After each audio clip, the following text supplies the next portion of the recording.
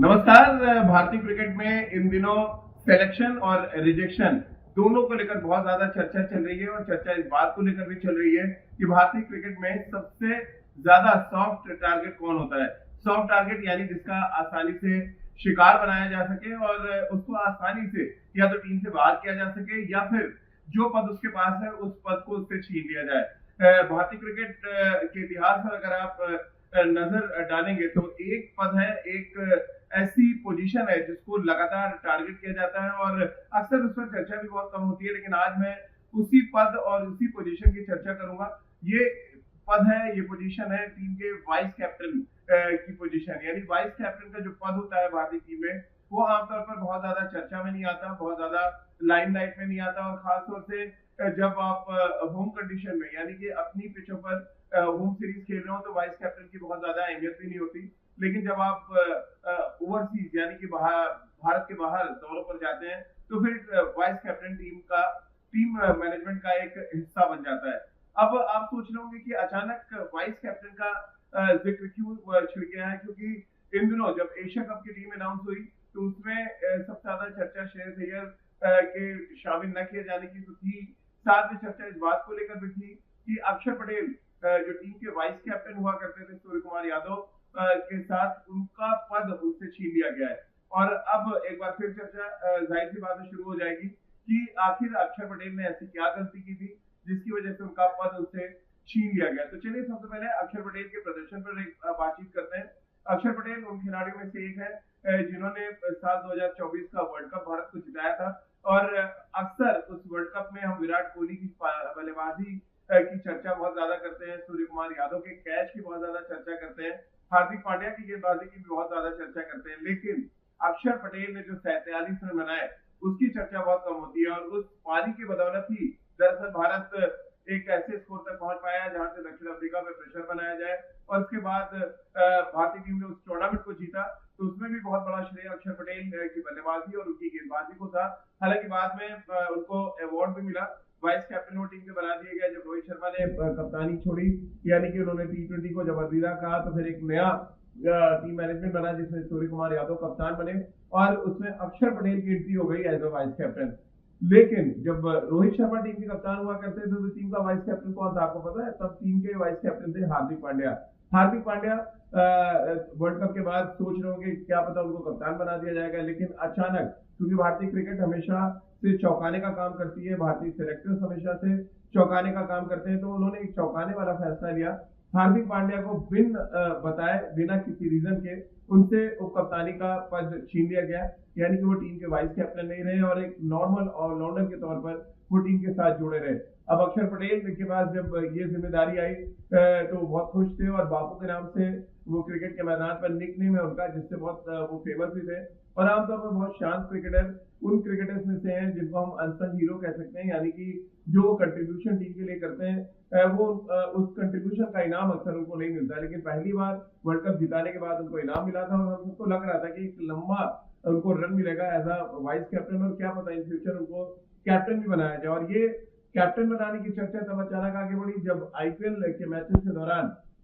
Delhi Capitals के लिए उन्होंने कप्तानी की और बेहद शानदार कप्तानी की। उनके जो टैक्टिक्स थे, जिस तरह से अपने खिलाड़ी को लेकर आगे चले और खुद जिस तरह से लीड फ्रॉम द फ्रंट यानी कि आगे आकर उन्होंने जिम्मेदारी संभाली, उसके बाद अक्षर पटेल को एक फ्यूचर कैप्टन के तौर पर भी देखा जाने लगा। लेकिन जानते ही हैं आप कि भारतीय क्रिकेट की जो महिमा है वो अपरंपार है और जब अब एशिया कप के लिए टीम चुनी गई तो शुभमन गिल की एंट्री हो जाती है सीधे वाइस कैप्टन के तौर पर और ये कहा जाता है कि उनको फ्यूचर कैप्टन के तौर पे देखा जा रहा है। यानी कि एक साथ दो वाइस कैप्टन की बलि चढ़ी। पहले हार्दिक पांड्या जो बिना किसी रीजन के बाहर गए वो मुंबई इंडियंस की कप्तानी कर रहे हैं, दूसरे वाइस कैप्टन अक्षर पटेल जो दिल्ली कैपिटल्स की कप्तानी कर रहे थे, तो दोनों वाइस कैप्टन की बलि चढ़ाकर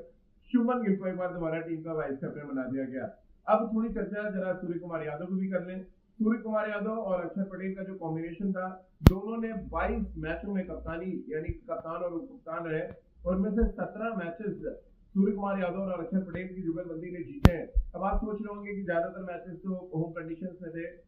इसमें अक्षर पटेल का क्या रोल है, लेकिन दरअसल क्योंकि वो टीम के वाइस कैप्टन है, टीम मैनेजमेंट का हिस्सा है, तो उनका बहुत बड़ा कंट्रीब्यूशन हो जाता है टीम की रणनीति बनाने में और जिस तरह का उनका रोल रहा है वो खासतौर से चाहे बैट के साथ आप देख लें या बॉल के साथ देख लें, बहुत ही कमाल का प्रदर्शन अक्षर पटेल कर रहा है और ऐसे में हर किसी को सदमा लगा जब उनसे वाइस कैप्टनसी छीनी गई। अब थोड़ा आपको और पीछे लेके चलते हैं, यानी कि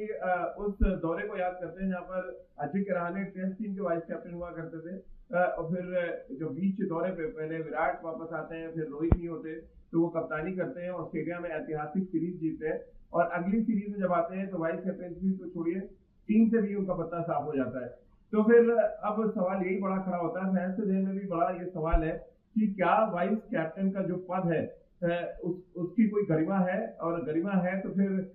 बिना बात के, बिना किसी रीजन के आप बार बार वाइस कैप्टनसी के साथ खेल क्यों करते रहते हैं? एक म्यूजिकल चेयर आप क्यों खेलते हैं कि आपने एक कुर्सी रख दी है जहाँ पे आप 3 खिलाड़ी को घुमाना शुरू किया और कोई एक जो बैठ गया पहले, या सिलेक्टर्स के दिमाग में जो बैठ गया, जो दिल में बैठ गया, वही उस वाइस कैप्टन की कुर्सी पे बैठेगा। वाइस कैप्टन टीम मैनेजमेंट का हिस्सा होता है, मैंने पहले भी आपको बताया, और जब आप बाहर दौरों पर जाते हैं तो उसकी अहमियत और बढ़ जाती है। अगर आप इस इंग्लैंड में रिसेंटली जो टेस्ट सीरीज खत्म हुई उसको ही अगर आप याद करें तो शुभमन गिल टीम के कप्तान थे और ऋषभ पंत को वहां पर वाइस कैप्टन बनाया गया था, लेकिन जब ऋषभ पंत इंजर्ड हो गए तो फिर ये सवाल खड़ा होना शुरू हुआ कि अब कौन होगा टीम का वाइस कैप्टन। तो फिर वहां पे के राहुल को अनाउंस किया गया। आपको याद होगा मैनचेस्टर में जब ऋषभ पंत के पैर में चोट लगी तो फिर उसके बाद ये डिसीजन बीसीसीआई की तरफ से लिया गया, यानी कि जब भी कैप्टन इंजर्ड होता है या बीमार होता है तो जिम्मेदारी पूरी तरह से कप्तान पे आ जाती है। अब कहीं ना कहीं दिल में एक बड़ा खेस लगी होगी अक्षर पटेल के भी, उससे पहले हार्दिक पांड्या के भी, और आपके जहन के किसी कोने में ये जरूर बैठा होता है कि आपने आखिर ऐसी क्या गलती की जिसकी वजह से एक अहम पद आपसे छीन लिया गया।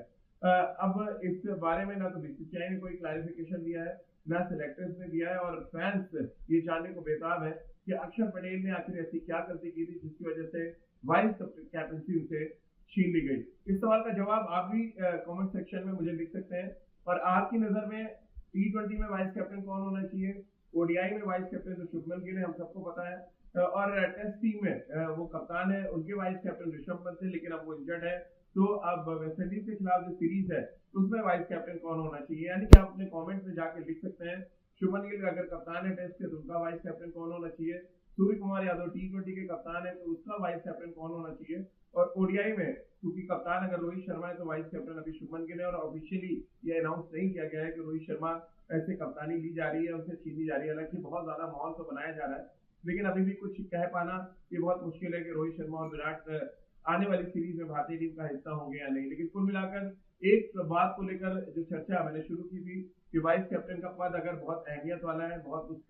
उसका अपनी एक गरिमा है, तो फिर उस गरिमा को बनाए रखने के लिए आप किसी खिलाड़ी को अगर वाइस कैप्टन बनाते हैं तो उसको हटाने के पीछे कोई खास और ठोस वजह होनी चाहिए, तभी आप उसको हटाएं, या तो फिर आप उसको वाइस कैप्टन बनाए ही ना। क्योंकि अगर आप वाइस कैप्टन बनाते हैं और सडनली आप उसको हटा देते हैं तो ना सिर्फ उस पद की गरिमा को ठेस पहुंचती है, बल्कि वो खिलाड़ी जो बिना किसी बात के उस पद से हटाया जाता है उसको भी बहुत ज्यादा ठेस पहुंचती है। तो सिलेक्टर्स एक तो अपनी सिलेक्शन पॉलिसी को लेके बहुत ज्यादा चर्चा में एशिया कप के बाद, और उसके बाद जिस तरह के रिजेक्शन हुए, कुछ श्रेयस अय्यर हो या यशस्वी जायसवाल की बात करें, प्रसिद्ध कृष्णा की बात करें, इन सभी या वॉशिंगटन सुंदर इन सबका जो रिजेक्शन हुआ उसको लेकर बड़ा सवाल है। लेकिन सबसे बड़ा सवाल यही है कि वाइस कैप्टन को लेकर अक्षर पटेल को जो रिजेक्ट किया गया है वो अभी तक किसी को समझ नहीं आया है।